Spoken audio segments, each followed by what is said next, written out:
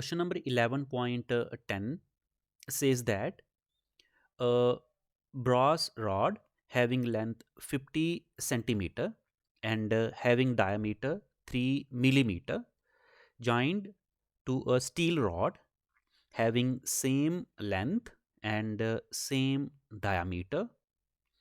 What is the change in the length of the combined rod at 250 Celsius if the original length are at 40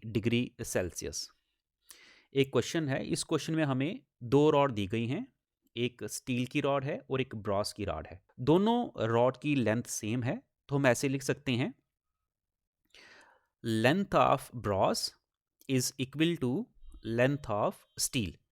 along with that दोनों rod का diameter भी same है, तो लिख सकते हैं diameter of brass is equal to diameter of steel. दोनों का सेम ही है। अगर दोनों का सेम है तो आप सिंपली इसको डी कंसीडर कर लो, अगर लेंथ सेम है तो सिंपल एल कंसीडर कर लो। ओके, टेम्परेचर भी मेंशन है। इनिशियल टेम्परेचर कितना है? इनिशियल टेम्परेचर मेंशन है यहाँ पे कि दोनों ओरिजिनल लेंथ जो है हमारी स्टील और ब्रॉस की, वो हमने 40 डिग्री पे प्लेस करी हुई थी। सो 40 degree be the initial temperature. ये हमारा इनिशियल टेम्परेचर है। और फाइनल टेम्परेचर कितना है हमारा? हमारा फाइनल टेम्परेचर है 250 डिग्री सेल्सियस। तो चेंज इन टेम्परेचर यहाँ से हम क्या कर सकते हैं? चेंज इन टेम्परेचर हम यहाँ से फाइंड आउट कर सकते हैं। That is 250 minus 40, that will be 210। 210 be the change in temperature. Okay, so length भी मेंशन है। लेंथ कितनी है? लेंथ 50 सेंटीमीटर है। ये हमारी 50 सेंटीमीटर है और डायमीटर हमारा 3 mm है।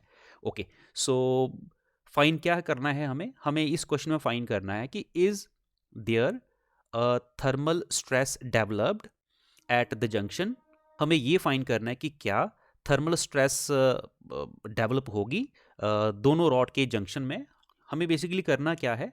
Very first thing that we just need to find is change in length. What is the change in length? आपको change in length find out करनी है कंबाइन रॉड की। जब दोनों रॉड्स को आप कंबाइन करोगे तो कंबाइन रॉड की टोटल लेंथ कितनी चेंज होगी ये फाइंड करोगे। उसके बाद सेकंड पार्ट में आपको ये फाइंड करना है कि क्या थर्मल स्ट्रेस डेवलप होगी जब आप दो रॉड्स को जॉइन करोगे एक दूसरे के साथ। ये ब्रॉस की रॉड थी और ये स्टील की रॉड थी। जब दोनों को आप जॉइन करोगे तो क्या इस रॉड में, कंबाइंड रॉड में, ये हमारी कंबाइंड रॉड होगी, अब क्या कंबाइंड रॉड में थर्मल स्ट्रेस होगी या नहीं होगी, ये हमें फाइंड आउट करना है। This is question number 11.10। 10th question है ये हमारा एक्सरसाइज का। सो इस क्वेश्चन में हमें दो रॉड्स दी गई हैं। We have two rods. First है ब्रॉस की रॉड, तो कंसिडर करते हैं। Here we have a brass rod having length, जिसकी लेंथ कितनी है? हम मेंशन है लेंथ यहाँ पे, सो लेंथ कंसिडर कर लेते हैं। द क्वेश्चन में मेंशन है length of brass is 50 centimetre. 50 centimetre. Similarly एक रॉड और कंसिडर करनी है आपको और दोनों को जॉइन कर देना है आपने। ये मेरे पास सेकेंड रॉड आ गई। इस रॉड की लेंथ कितनी है? ये हमारी स्टील की रॉड होगी। We call it a steel rod. और ये हमारे पास किसकी है? ये ब्रॉस की रॉड है। तो दो रॉड्स हैं हमारे पास। इसकी लेंथ भी उतनी ही है स्टील की रॉड की, which is equal to 50 centimetre. अब हमने यहां पर इन दोनों रॉड्स को कंबाइन कर दिया सिंपली।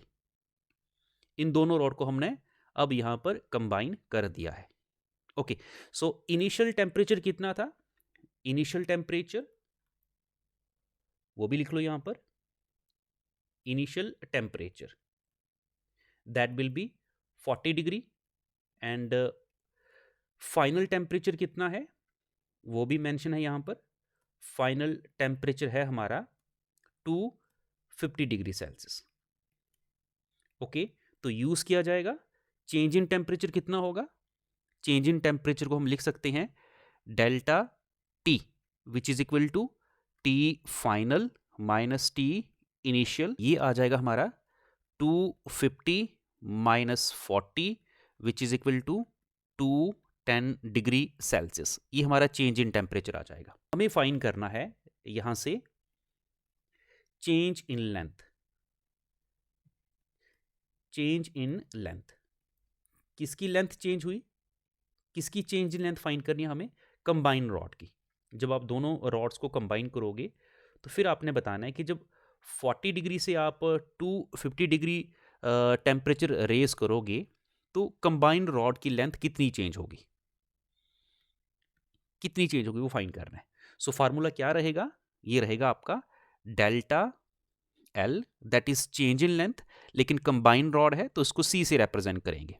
ओके, सो किस तरीके से फाइंड करेंगे, जब आपने दो रॉड्स ली, ब्रॉस की और स्टील की, इनिशियली ये 40 डिग्री पे आपने इसको प्लेस किया हुआ है, 40 डिग्री, और इसको भी आपने 40 डिग्री पे प्लेस किया हुआ है। फर्स्ट ऑफ ऑल ब्रॉस की लेंथ भी चेंज होगी क्योंकि आप इसको 40 से 250 टेम्परेचर चेंज कर रहे हो, और इस स्टील की रॉड को भी आपने 40 डिग्री से 250 डिग्री पे प्लेस किया हुआ है, रखा हुआ है।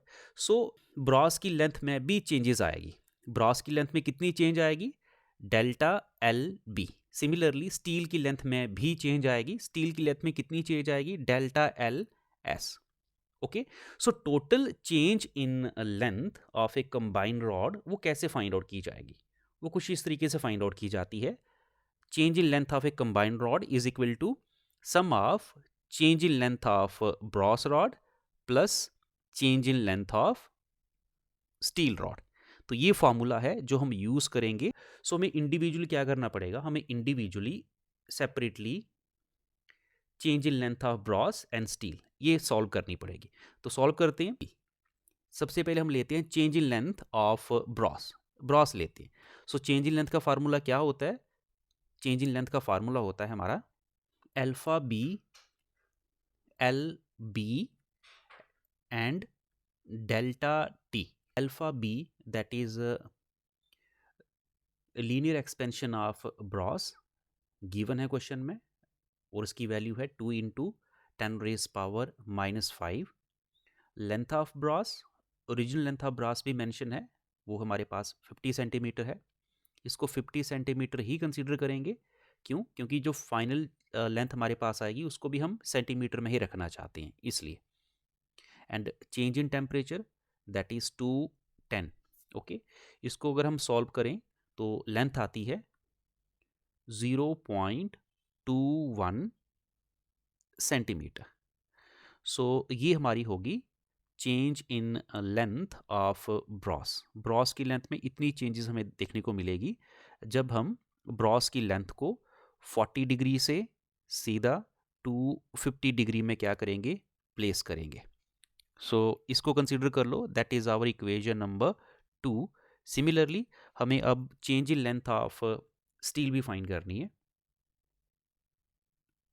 So change in length of steel is delta L S steel, तो उसका होगा alpha S L S and delta T.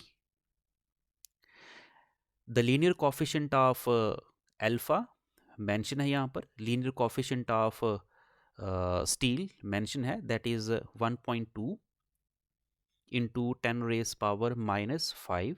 इसका ऑर्डर हमेशा -5 ही रहता है। लेंथ ऑफ स्टील, लेंथ दोनों की सेम है, that is 50 centimetre, and temperature कितना है, चेंज इन टेम्परेचर वो 210 है। इसको अगर हम सॉल्व करें तो ये लेंथ हमारे पास आती है 0.13 सेंटीमीटर। सो ये हमारे पास हो जाएगी इक्वेशन नंबर 3, ये इक्वेशन नंबर 3। सो स्टील की रॉड हमारे पास थोड़ी सी कम चेंज होगी, वेयर एज जो ब्रॉस की रॉड है वो ज़्यादा चेंज होगी। तो क्या करेंगे, हम यूज़ करेंगे इसको। So use equation second and third in first में। अब दोनों चेंजेस को एडअप करोगे तो कंबाइन रॉड की चेंज हमें मिल जाएगी। सो इसको यूज़ करते हैं, फर्स्ट में पुट करते हैं। सो आंसर जो हमारा आएगा, change in length of Bros वो आ जाएगी हमारे पास 0.21 सेंटीमीटर प्लस 0.13 सेंटीमीटर। जो आंसर आएगा हमारे पास, आंसर हमारे पास आ जाएगा 0.34 centimetre. That is the total change in length of a combined rod. Combined rod total इतनी चेंज होगी। इतनी क्यों चेंज होगी? क्योंकि अब इसका एक सेकंड पार्ट हमसे पूछा है। सेकंड पार्ट हमसे क्या पूछा है? सेकंड पार्ट हमसे ये पूछा है, सेकंड पार्ट हमसे पूछा है कि is thermal stress developed at the junction. Junction पे क्या कोई थर्मल स्ट्रेस डेवलप होगी या नहीं होगी, ये पूछा है हमसे। सो इसको भी सॉल्व कर लेते हैं। पास एक जंक्शन है, ये हमारे पास एक जंक्शन है जहाँ पर हम क्या करते हैं, दोनों रॉड को कंबाइन करते हैं। यहाँ पर हमने दोनों रॉड को कंबाइन किया हुआ था, तो ये एक जंक्शन है। We call it a junction, इसको हम जंक्शन कंसीडर करेंगे। सो क्या जंक्शन पे थर्मल स्ट्रेस होगी या नहीं होगी?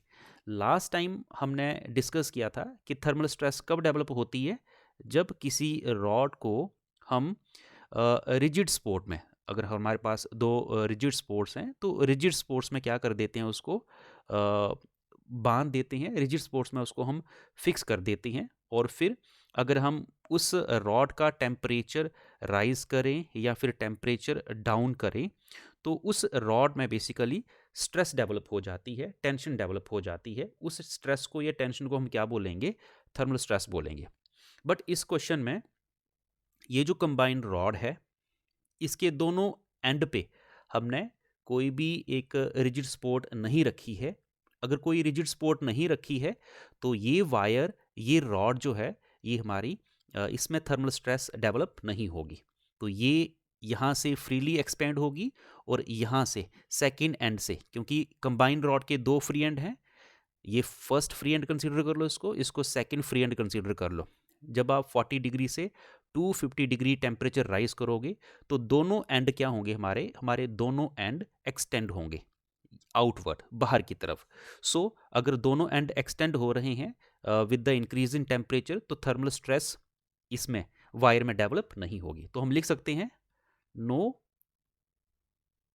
Thermal stress develop